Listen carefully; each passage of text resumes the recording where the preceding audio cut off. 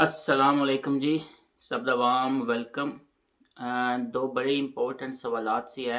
मैं सोचा इसके उत्ते थोड़ी डिटेल वीडियो बना दी ताकि किसी बंदे का भला हो जाए। एक तो ऐसी कि ਜਿਹੜੇ ਬੰਦੇ ਵਿਜ਼ਿਟ ਵੀਜ਼ੇ ਤੇ ਕੋਈ ਬੰਦਾ ਆਪਣੇ ਕਿਸੇ ਫੈਮਿਲੀ ਮੈਂਬਰ ਨੂੰ ਬੁਲਾਉਂਦਾ ਹੈ ਜਾਂ ਕਿਸੇ ਨੂੰ ਵੀ ਬੁਲਾਉਂਦਾ ਫੈਮਿਲੀ ਮੈਂਬਰ ਨਹੀਂ ਵੀ ਹੈ ਤੇ ਉਹ ਕਿਸ ਤਰ੍ਹਾਂ ਲੀਗਲ ਹੋ ਸਕਦਾ ਸਪੇਨ ਦੇ ਵਿੱਚ ਹੈ।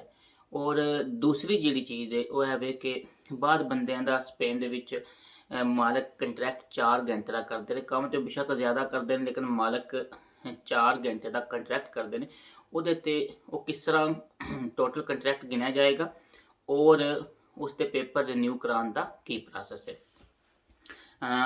ਅਗਰ ਬੇਸਿਕਲੀ ਸਟਾਰਟ ਕੀਤਾ ਜਾਏ ਤੇ ਸਭ ਨੂੰ ਪਤਾ ਹੈ ਕਿ ਸਪੇਨ ਦੇ ਵਿੱਚ ਜਦੋਂ ਵੀ ਕੋਈ ਬੰਦਾ ਆਉਂਦਾ ਹੈ ਉਹ ਵਿਜ਼ਿਟ ਵੀਜ਼ਾ ਤੇ ਆਵੇ ਜਾਂ ਟੂਰਿਸਟ ਵੀਜ਼ਾ ਤੇ ਆਵੇ, ਉਹ ਉਸ ਦੀ ਮੁਕਰਰਾ ਮੁੱਦਤ ਤੋਂ ਬਾਅਦ ਇਲੀਗਲ ਹੋ ਜਾਂਦਾ ਹੈ।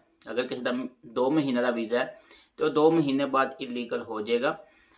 ਉਸ ਨੂੰ ਲੀਗਲ ਰਹਿਣ ਵਾਸਤੇ ਕੀ ਕਰਨਾ ਪਵੇਗਾ? ਮਿਸਾਲ ਦੇ ਤੌਰ ਤੇ ਇੱਕ ਹਸਬੈਂਡ ਆਪਣੀ ਬੀਵੀ ਨੂੰ ਇਸ ਤਰੀਕੇ ਨਾਲ ਬੁਲਾ ਲੈਂਦਾ ਹੈ ਜਾਂ ਕੋਈ ਆਪਣੇ ਭਾਈ ਨੂੰ ਬੁਲਾ ਲੈਂਦਾ ਹੈ ਜਾਂ ਹੋਰ ਕਿਸੇ ਦੋਸਤ ਤੋਂ ਕਿਸੇ ਦਾ ਆ ਜਾਂਦਾ ਹੈ, ਉਹਦਾ ਕੀ ਤਰੀਕਾਕਾਰ ਹੋਵੇਗਾ? ਸਰ ਉਹਦਾ ਸਿੰਪਲ ਤਰੀਕਾਕਾਰ ਹੈ ਇਹ ਕਿ ਤੁਸੀਂ ਵਿਜ਼ਿਟ ਵੀਜ਼ੇ ਤੇ ਜਿਉਂ ਇੱਥੇ ਆਓ ਤੁਸੀਂ ਕਿਸੇ ਯੂਨੀਵਰਸਿਟੀ ਲੈਵਲ ਤੇ ਜਾਂ ਹੋਰ ਕੋਈ ਐਸਾ ਅੱਛਾ ਕੋਰਸ ਕਰ ਲਓ ਜਿਸ ਦੀ ਵੈਲਿਡਿਟੀ ਹੋਵੇ ਸਪੇਨ ਐਕਸਟਰਨ ਏਰੀਆ ਦੀ ਨਜ਼ਰ ਵਿੱਚ ਹੈ।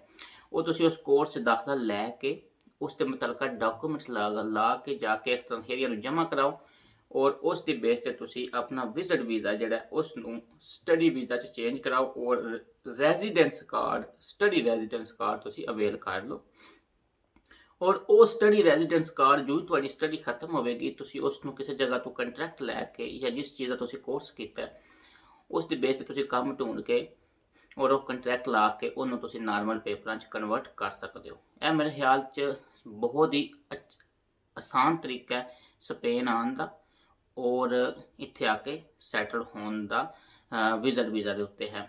ਦੂਸਰੀ ਇੱਕ ਬਾਈ ਦਾ ਸਵਾਲ ਸੀ ਹੈ ਫਾਰ ਐਗਜ਼ਾਮਪਲ ਉਹਨਾਂ ਦਾ 4 ਘੰਟੇ ਦਾ ਕੰਟਰੈਕਟ ਹੈ ਤੇ ਸਰ ਉਹਦੇ ਵਿੱਚ ਜਿਹੜਾ ਮਿਨੀਮਮ ਸੈਲਰੀ ਹੁੰਦੀ ਹੈ ਤੁਹਾਡੀ, ਅਗਰ ਮਿਨੀਮਮ ਸੈਲਰੀ ਅੱਜ ਕੱਲ੍ਹ ਇਪਰੇਮ ਜਿਹੜਾ ਤਕਰੀਬਨ 570-80 ਯੂਰੋ ਤੇ ਚਲਾ ਗਿਆ, ਤੁਸੀਂ 600 ਯੂਰੋ ਅਗਰ ਤੁਹਾਡੀ ਇਪਰੇਮ ਤੁਹਾਡੀ ਨੋਮੀਨਾ ਆ ਰਹੀ ਹੈ ਤੇ ਫਿਰ ਤੁਹਾਡਾ ਡਾਕੂਮੈਂਟਸ ਦੇ ਵਿੱਚ ਜਦੋਂ ਤੁਸੀਂ ਚੇਂਜ ਕਰਾਉਣ ਰਿਨਿਊ ਕਰਵਾਉਣ ਜਾਣਾ ਤੇ ਤੁਹਾਡੇ ਹਾਲਤ ਦਾ ਕੋਈ ਇਸ਼ੂ ਨਹੀਂ ਬਣੇਗਾ। ਉਹ ਉਸ ਨੂੰ ਸੇਮ ਸਮਝਣਗੇ। ਉਹ 4 ਘੰਟੇ ਦਾ ਹਾਲਤ ਹੋਵੇਗਾ। ਅਗਰ ਤੁਸੀਂ ਸਿੰਗਲ ਪਰਸਨ ਰਹਿ ਰਹੇ ਹੋ, ਇਕੱਲੇ ਬੰਦੇ ਤੁਸੀਂ ਇੱਥੇ ਸਪੇਨ ਦੇ ਵਿੱਚ ਰਹਿ ਰਹੇ ਹੋ, ਤੁਹਾਡਾ 4 ਘੰਟੇ ਦਾ ਹਾਲਤ ਹੈ ਔਰ ਤੁਸੀਂ ਪੇਪਰ ਰਿਨਿਊ ਕਰਵਾਉਣੇ ਨੇ ਤੇ ਤੁਹਾਡਾ ਕੋਈ ਮਸਲਾ ਨਹੀਂ ਬਣੇਗਾ।